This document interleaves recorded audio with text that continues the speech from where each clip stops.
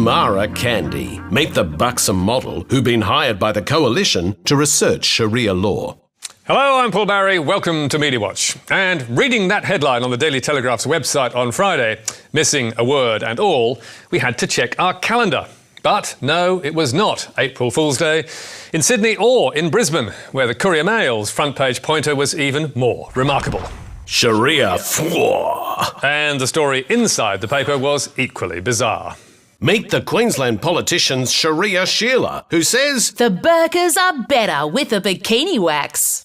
Hard to know where to start, really. But according to Taylor Auerbach's exclusive, the story is this. The coalition government has hired a buxom and bubbly swimsuit model to research Sharia law as a policy advisor to backbencher George Christensen. Tamara Candy, 27, says she's not a feminist but an egalitarian and loves to flaunt her impressive figure in her favourite star-spangled bikini. Surely that must be satire. It's like something out of Britain's Private Eye. And we weren't the only ones to think so. What a joke. Surely a hoax. But surprise, surprise, it's not a spoof. Tamara Candy is indeed a PhD candidate at Canberra University, where she's studying politics. And she's also a part-time model, whose favourite pastime appears to be posing in tight clothing and posting the pictures on social media.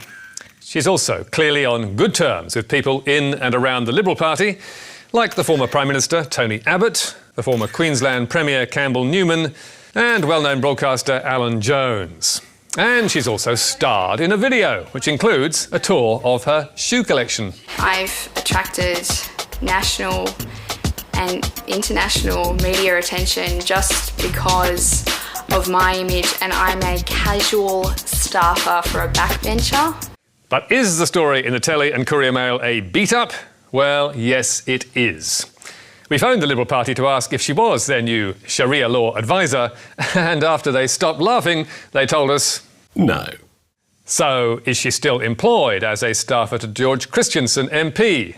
Again, the answer is no.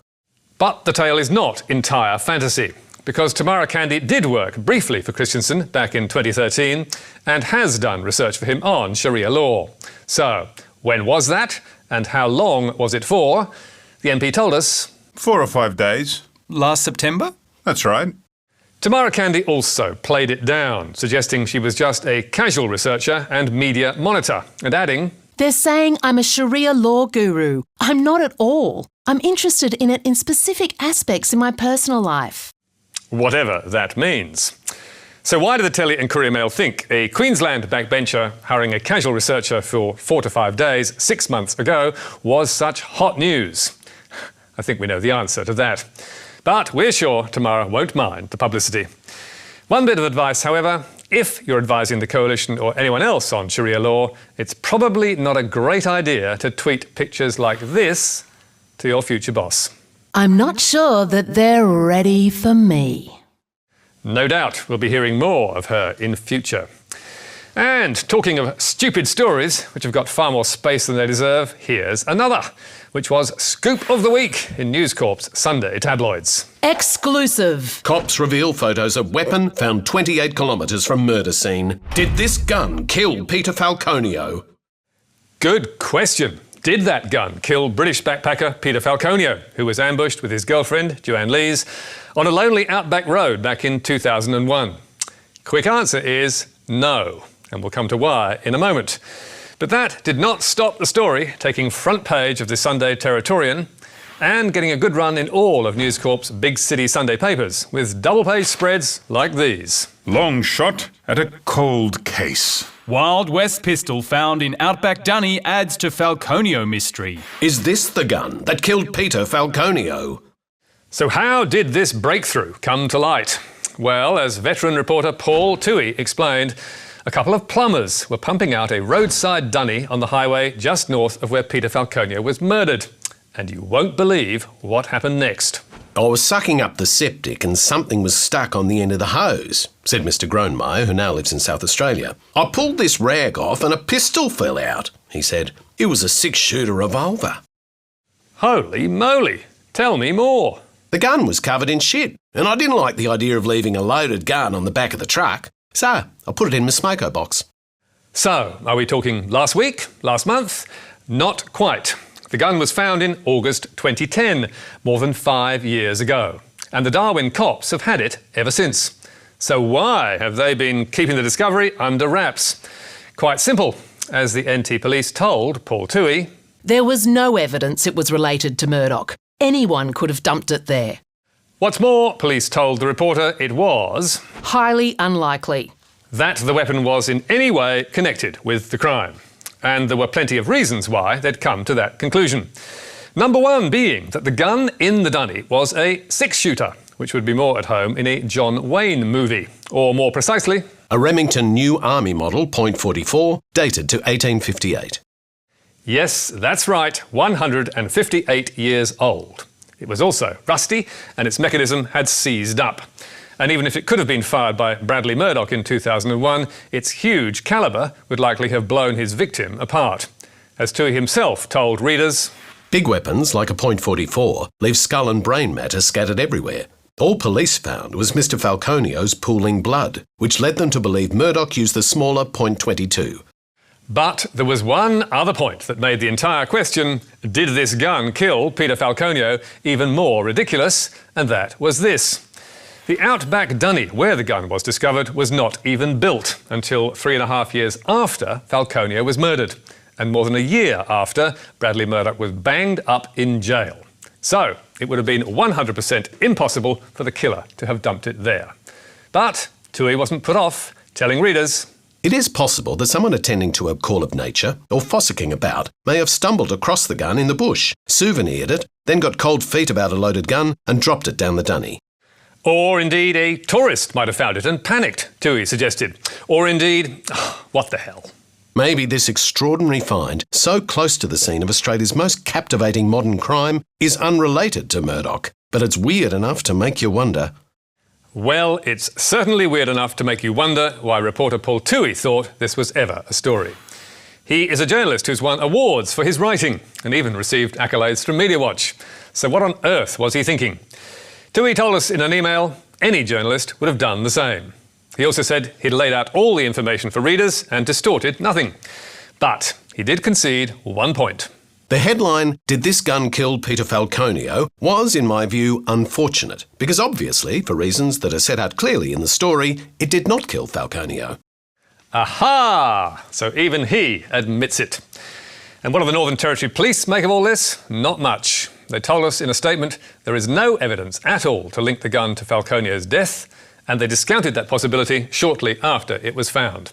They also commented, Media speculation which distorts facts is never helpful. Every story about this incident has the potential to cause distress for the family of Mr. Falconio.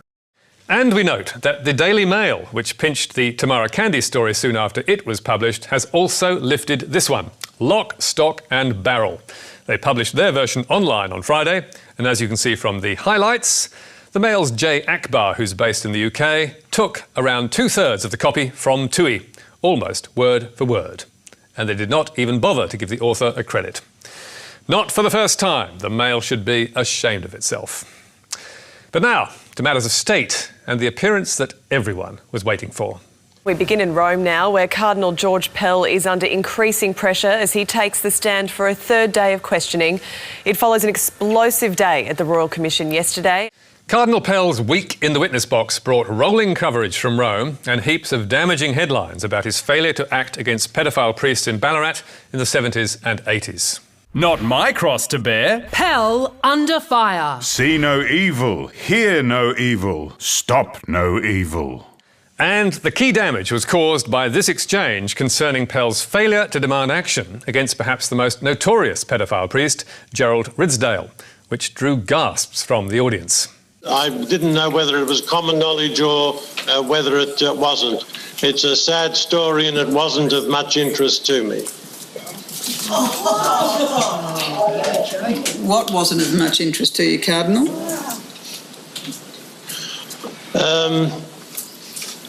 The suffering, of course, was real, and I very much regret that, but I had no reason to turn my mind to the extent of the evils that Ridsdale had perpetrated. That remark, for which Cardinal Pell has since apologised, sent the media pack into a frenzy. And none was more upset than Andrew Bolt, who till then had been one of the Cardinal's staunchest defenders. What happened was a disaster, absolute disaster. The game is up and the church now has to start looking to a new defence from George Pell, which is a public defence where he shows he gets it, or if he doesn't show he gets it, I don't know. I think the Pope will this year perhaps then accept the resignation that George Pell must formally tender when he turns 75. Hours later, Bolt's column in the Herald Sun was just as damning in condemning Pell's awful admission. Is the Vatican's third most powerful leader a liar when he says he never knew what Ridsdale, his colleague, was doing in Ballarat? Or was he just dangerously indifferent to his responsibilities and to the warning signs that children were being raped? Bolt's Damascene conversion was soon making news back in Australia. This, after all, was the man who 2 weeks before had described the former Archbishop of Melbourne as the victim of one of the most vicious witch hunts to disgrace this country. It is shameful, disgusting, frightening.